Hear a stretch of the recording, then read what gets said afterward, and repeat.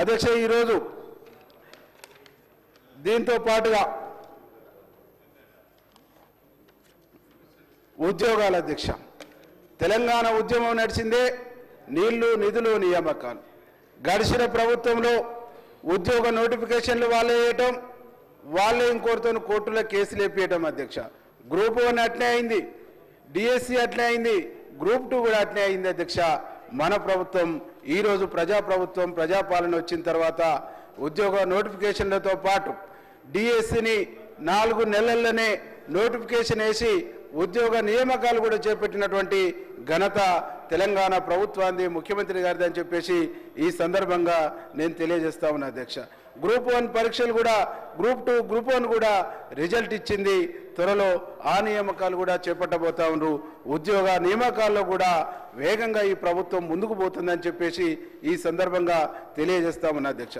అధ్యక్ష గతంలో గురుకుల పాఠశాలలని ఆర్భాటంగా చెప్పారు, ఇన్ని పెట్టినాం అన్ని పెట్టినామని చెప్పారు. ఆ గురుకుల పాఠశాలకు ఒక్కదానికి కూడా సొంత బిల్డింగ్ లేదు అధ్యక్ష. ఒక్క బిల్డింగ్ కూడా కాంపౌండ్ వాల్స్ లేవు అధ్యక్ష. అద్దె భవనాలలో ఇరుకిరుకు గదులలో విద్యార్థులు గందరగోళమైనటువంటి పరిస్థితుల్లో జీవనం గడుపుతున్నటువంటి తీరును చూసి మన ప్రభుత్వం ప్రజాపాలన వచ్చిన తర్వాత ఈరోజు 200 కోట్లతోని ఇంటిగ్రేటెడ్ గురుకుల పాఠశాలల్ని ఏర్పాటు చేయటం అనేటువంటిది ఎస్సీ ఎస్టీ బీసీ మైనార్టీ వర్గాలకు ఈ ప్రభుత్వం ఇస్తున్నటువంటి సమున్నతమైనటువంటి గౌరవంగా ఈరోజు మేము భావిస్తున్నాం అధ్యక్ష.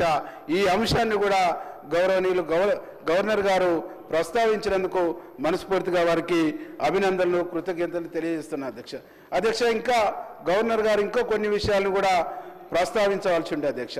అప్పటికే గవర్నర్ గారు ఈ ప్రభుత్వం చేస్తున్నటువంటి అనేక అభివృద్ధి సంక్షేమ కార్యక్రమాల్ని ప్రజల ముందుకు తీసుకొస్తున్నటువంటి సందర్భంలో గవర్నర్ గారి స్పీచ్ని రకరకాలుగా వక్రీకరిస్తూ మీడియా పాయింట్లో ఒక బాధ్యత కలిగినటువంటి వ్యక్తులు 10 సంవత్సరాలు మంత్రులుగా ఉన్నటువంటి వాళ్ళు మాట్లాడటం అంటే ఈరోజు తెలంగాణ సమాజం యావత్తు తలదించుకునేటువంటి పద్ధతుల్లో వాళ్ళ మాటలు ఉన్నాయని చెప్పేసి ఈ సందర్భంగా నేను గుర్తు చేస్తున్నా అధ్యక్ష. ఏం మాట్లాడతారు అధ్యక్ష? గవర్నర్ గారు మాట్లాడుతున్నటువంటి స్పీచ్ గవర్నర్ గారు సావు డప్పు కొడతాడేమనుకున్నాం, కానీ ఈరోజు డీజే తీసుకొని వచ్చింది అంటారు అధ్యక్ష. ఏం మాటలు అధ్యక్ష ఇవి? ఏం భాష అధ్యక్ష వీళ్ళది? ఈరోజు మా మంత్రులు కానీ మా ముఖ్యమంత్రి గారు మాట్లాడితే భాష గురించి మాట్లాడతారు అధ్యక్ష. వారు మాట్లాడిన భాష ఏంది అధ్యక్ష? గవర్నర్కి వాళ్ళు ఇస్తున్నటువంటి గౌరవం ఏంది అధ్యక్ష? దీన్ని యావత్ తెలంగాణ సమాజం వాళ్ళ అహంకారాన్ని, వాళ్ళ దుర్మార్గమైనటువంటి భాషని, వాళ్ళ అహంకారపూరితమైనటువంటి ధోరణిని ఈరోజు తెలంగాణ సమాజం గమనిస్తుందని చెప్పేసి ఈ సందర్భంగా నేను గుర్తు చేస్తా ఉన్నా అధ్యక్ష.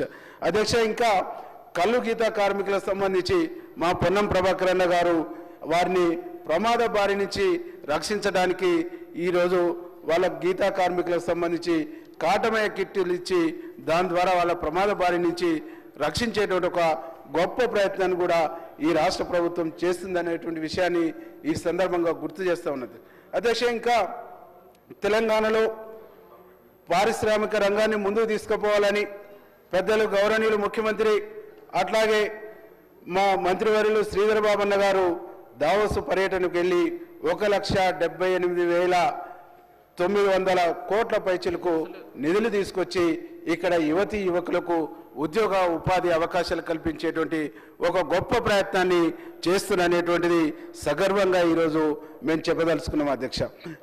గతంలో ఇంత పెద్ద ఎత్తున పారిశ్రామిక రంగానికి ఇంత పెద్ద ఎత్తున పెట్టుబడులు వచ్చినటువంటి దాఖలాలు గతంలో ఎప్పుడు కూడా లేవు అధ్యక్ష. గతంలో అనేక ఐటీ సంబంధించినటువంటి నిపుణులను చెప్పుకున్నటువంటి వాళ్ళు, ఐటీ రంగంలో మేము గొప్పలమని చెప్పుకున్నటువంటి వాళ్ళు చేసినటువంటి ప్రయత్నం చాలా శూన్యం అని చెప్పేసి ఈ సందర్భంగా నేను గుర్తు చేస్తా ఉన్నా అధ్యక్ష. ఈరోజు ఈ రాష్ట్రంలో మా ప్రభుత్వం ప్రజాపాలన వచ్చిన తర్వాత ఇలా ఈ రాష్ట్రాన్ని అభివృద్ధి పదంలో తీసుకుపోవడంతో పాటు దేశానికి తెలంగాణను ఒక రోల్ మోడల్గా ఇచ్చేటువంటి ఒక ప్రయత్నాన్ని మా ప్రభుత్వం, మా ముఖ్యమంత్రి గారు, మా మంత్రులు చేస్తున్ననేటువంటి ఒక సత్యాన్ని ఈ సందర్భంగా నేను గుర్తు చేస్తా ఉన్నా అధ్యక్ష. ఈరోజు తెలంగాణ సంబంధించినటువంటి ఉద్యమంలో గౌరవనీయులు పెద్దలు అమరుడు గద్దరన్న కానీ, గూడ అంజన్న కానీ వారి పాత్ర, వారి కృషి, వారు తీసుకొచ్చినటువంటి సాహిత్యం తెలంగాణ ఉద్యమాన్ని నిలబెట్టింది, నిటారుగా నిలబెట్టింది, విజయ తీరాలకు చేర్చింది అనేటువంటి విషయాన్ని ఈ సందర్భంగా గుర్తు చేస్తూ వారికి గడిచినటువంటి తెలంగాణకు పేటెంట్ అని చెప్పుకుంటున్నటువంటి ప్రభుత్వం ఇచ్చినటువంటి గౌరవం ఏంది అధ్యక్ష, గద్దర్ గారిని ఎండలో 3 గంటలు గేటుకాడ కూర్చోబెట్టినటువంటి చరిత్ర వాళ్ళది. గూడ అంజయ్యను పట్టించుకొని చరిత్ర వారిది. ఈరోజు వారిని గౌరవించి గద్దర్ అవార్డుతో పాటు గూడ అంజయ్య గారి కుటుంబానికి కూడా ఆర్థిక సాయం ఇచ్చి ఆదుకున్నటువంటి ప్రభుత్వం ఈ ప్రభుత్వం అని చెప్పేసి ఈ సందర్భంగా తెలియజేస్తాను. గద్దర్తో పాటు ఇంకా అనేక మంది కళాకారులు ఈరోజు గూడ అంజయ్యతో పాటు జయరాజు గారు కానీ అనేక మంది కళాకారులను కూడా ఈ ప్రభుత్వం ఆదుకుంది అధ్యక్ష. వారితో పాటు ఇక్కడికి అనేక మంది కళాకారులను ప్రోత్సహించడానికి గద్దర్ అవార్డును కూడా మన ప్రభుత్వం ఇస్తుందని చెప్పేసి ఈ సందర్భంగా తెలియజేస్తున్నా అధ్యక్ష. దాంతోపాటుగా తెలంగాణ ఉద్యమం నడిచినన్ని రోజులు తెలంగాణ గీతాన్ని జయ జయ తెలంగాణ గీతాన్ని చాలా గొప్పగా చెప్పుకోరు, కానీ అందశ్రీకి గౌరవం ఇవ్వటమే గుర్తు లేకుండా, గౌరవం ఇవ్వటమే వాళ్ళకి ఇష్టం లేక ఆ జయ జయ తెలంగాణ పాటను కూడా జాతీయ గీతం చేయడానికి వాళ్ళు నిరాకరించారు అనేటువంటి విషయాన్ని ఈ సందర్భంగా గుర్తు చేస్తూ తెలంగాణ మనోభావాల్ని గౌరవించినటువంటి పార్టీగా, తెలంగాణ ప్రజల మనోభావాల్ని గౌరవించినటువంటి ప్రభుత్వంగా జయ జయ తెలంగాణ సాంగ్ను ఈరోజు జాతీయ గీతంగా చేసినటువంటి ఘనత కూడా మీ ప్రభుత్వం, రాష్ట్ర గీతంగా చేసినటువంటి ఘనత కూడా సరే రాష్ట్ర గీతం కూడా చేసినటువంటి ఘనత కూడా మా ప్రభుత్వాన్ని అని చెప్పేసి ఈ సందర్భంగా నేను తెలియజేస్తున్నది అధ్యక్ష. ఇంకా తెలంగాణ తల్లి విగ్రహాన్ని సంబంధించినటువంటి అనేక రకాలుగా మాట్లాడుతున్నారు అధ్యక్ష. నిజంగా తెలంగాణ తల్లి విగ్రహం మీద వారికి ప్రేమ ఉంటే గడిచిన 10 సంవత్సరాల ప్రభుత్వంలో దాన్ని అధికారికంగా ఎందుకు వాళ్ళు గెజెట్ తీసుకురాలేదని చెప్పేసి ఈ సందర్భంగా నేను గుర్తు చేస్తా ఉన్నా అధ్యక్ష. తీసుకురాకపోగా ఏం మాట్లాడతారు అధ్యక్ష, ఈరోజు తెలంగాణ తల్లి బడుగు బలహీన వర్గాల అన్ని వర్గాల అన్ని కులాల ప్రతిరూపంగా తెలంగాణ తల్లి విగ్రహం ఉంటే పాపం దొరలకు అది నచ్చట్లేదు అధ్యక్ష. కాబట్టి గాంధీ భవన్కు ప్యాక్ చేసి పంపుతానంటారు అధ్యక్ష.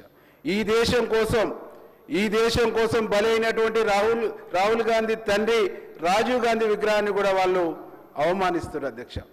ప్యాక్ చేసి ఈరోజు గాంధీ భవన్ పంపిస్తున్నారు అధ్యక్ష. ఈరోజు వారి త్యాగాలు లేనిది, కాంగ్రెస్ పార్టీ లేనిది తెలంగాణ వచ్చేదా? వారి 10 సంవత్సరాలు ముఖ్యమంత్రులుగా మంత్రులుగా కొనసాగేటోళ్ళ అర్థం చేసుకోవాలి, ఆలోచించాలని చెప్పేసి ఈ సందర్భంగా గుర్తు చేస్తూ ఉన్నది అధ్యక్ష. వారికి చివరికి రాజీవ్ గాంధీ విగ్రహం చూస్తే కూడా భయం వేస్తుందని చెప్పేసి నేను భావిస్తున్నా అధ్యక్ష. రాజీవ్ గాంధీ విగ్రహం వాళ్ళ ఉండటం కూడా వాళ్ళని భయపెడుతుంది అనేటువంటి అంశాన్ని నేను ఈ సందర్భంగా గుర్తు చేస్తున్నా అధ్యక్ష. వాళ్ళు విగ్రహాలను చూస్తేనే భయపడతారు, కానీ ఈరోజు మా ముఖ్యమంత్రి గారు, మా ప్రభుత్వం, మా మంత్రులను చూస్తే వాళ్ళకి నిద్ర పడతలేదు అనేటువంటి ఒక విషయం కూడా చాలా స్పష్టంగా అర్థమవుతుంది అధ్యక్ష. 2 విషయాలు ఈ సందర్భంగా గుర్తు చేస్తాను. పదే స్లీపింగ్ విమర్శలు చేస్తూ ఉన్నారు, పదే మాట్లాడుతూ ఉన్నారు అధ్యక్ష. ఈరోజు తెలంగాణ రాష్ట్రం ఏర్పడక ముందు తెలంగాణ రాష్ట్ర బీఆర్ఎస్ పార్టీ ఆదాయం ఎంత, ఈరోజు ఆదాయం ఎంత అధ్యక్ష? ఎక్కడి నుంచి వచ్చింది అధ్యక్ష? దాన్ని ప్రజలు ఆలోచిస్తలేరు అధ్యక్ష. ఈరోజు అంటే మా మంత్రులు ఢిల్లీ పోయినా, మా ముఖ్యమంత్రి ఢిల్లీ పోయినా విమర్శలు చేస్తున్నారు. మీరు ఒక రాష్ట్రం కోసం ఏర్పడినటువంటి పార్టీని ఏ ఉద్దేశంతోనే జాతీయ పార్టీ చేసిర్రు? ఏ ఉద్దేశంతోనే మహారాష్ట్రకు పోయిర్రు? ఏ ఉద్దేశంతోనే కర్ణాటకకు పోయిర్రు? ఏ ఉద్దేశంతోనే ఆంధ్రప్రదేశ్కు పోయిర్రు? అంటే ఏ ఉద్దేశంతోనే పంజాబ్ పోయిర్రు, హర్యానాకు పోయిర్రు? అరే మీరు చేస్తే రాజకీయం, ఒక జాతీయ పార్టీ నాయకులుగా ఢిల్లీకి పోతే తప్పు. అంటే మీకు ఒక నీతి, ఇతరులకు ఒక నీతి. కాబట్టి ఈరోజు తెలంగాణ సమాజం మొత్తం మీరు మాట్లాడుతున్న ప్రతి మాటను గమనిస్తూ ఉన్నారు, మీరు చేస్తున్న ప్రతి చర్యను అబ్జర్వ్ చేస్తూ ఉన్నారు, మీరు చేస్తున్నటువంటి ప్రతి అంశాన్ని గమనిస్తూ ఉన్నారు. ఆనాడు తెలంగాణ రాష్ట్ర సంపదను మొత్తం దోసుకున్న సంపదను మొత్తం తీసుకుపోయి వివిధ రాష్ట్రాలలో మీ అధికార పబ్బం గడుపుకోవడానికి పంచినటువంటి తీరును ప్రజలు గమనిస్తూ ఉన్నారు, మీ అవినీతిని గమనిస్తున్నారు, మీరు చేసినటువంటి విధ్వంసాన్ని గమనిస్తున్నారు. ఈ అన్ని విషయాలు జోలికి పోకుండా గవర్నర్ గారి స్పీచ్కే పరిమితం కావాల్సి ఉన్నది. కాబట్టి గవర్నర్ గారి స్పీచ్కి ధన్యవాదాలు తెలియజేస్తూ, గవర్నర్ గారు ఇంకా అవినీతి గడిచిన 10 సంవత్సరాల్లో ఉన్న అవినీతిలో మూలాలను కూడా బయట పెడితే బాగుంటుందని చెప్పేసి ప్రజలు భావించారు. మరొకసారైనా అవి ప్రస్తావించాలని చెప్పేసి గవర్నర్ గారిని రిక్వెస్ట్ చేస్తూ నాకు అవకాశం ఇచ్చినందుకు మీకు ధన్యవాదాలు తెలియజేస్తూ ముగిస్తా ఉన్నది. ప్రపంచంలో ఏ మూల ఏ క్షణం ఏం జరుగుతుందో వేగంగా తెలుసుకోవడానికి తొలి వెలుగు వాట్సాప్ ఛానల్ని ఫాలో చేయండి.